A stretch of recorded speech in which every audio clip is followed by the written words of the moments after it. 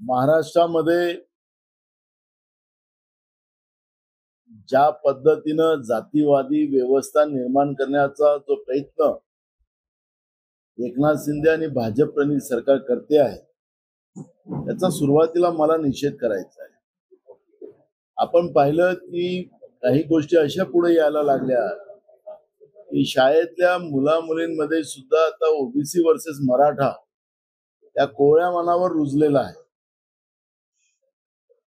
हे पाप 2014 पासून भाजपनी या महाराष्ट्रामध्ये पेरलं आणि आता ते नवीन पिढीच्या मनामध्ये रुजत असेल तर ही महाराष्ट्रासाठी गंभीर बाब आहे. त्याचप्रमाणे काल रात्री काळाराम मंदिरमध्ये नाशिकमध्ये ज्या पद्धतीनं दलितांच्या विरोधातले पत्रकार लिहिले गेलेत आणि एक प्रकारचं महाराष्ट्रामध्ये जी मानसिकता चातुर्वर्णी वर्गाला आणायची होती ती आणायचा काय प्रयत्न करतात आहे का? हा शाहू फुले आंबेडकरांचा महाराष्ट्र आहे. या महाराष्ट्रामध्ये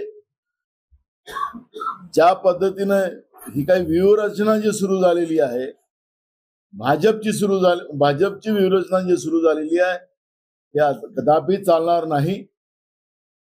हा महाराष्ट्र छत्रपती शिवाजी महाराजांचा महाराष्ट्र आहे, हा शाहू फुले आंबेडकर विचाराचा महाराष्ट्र आहे.